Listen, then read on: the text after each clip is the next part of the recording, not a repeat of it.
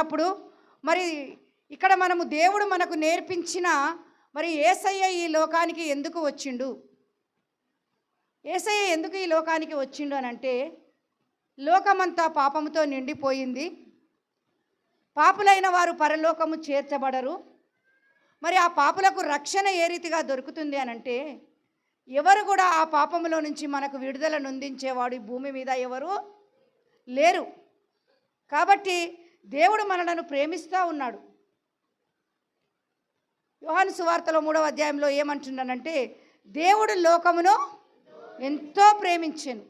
ఆ లోకంలో మరి దేవుడు ప్రేమించనీకి చెట్లు, పుట్టలు, పశువులు, గడ్డి, మరి ఎన్నో రకములైన వస్తువులు కాదు, వాటికి అన్నిటికంటే శ్రేష్టమైన వారు మనము మనుషులం.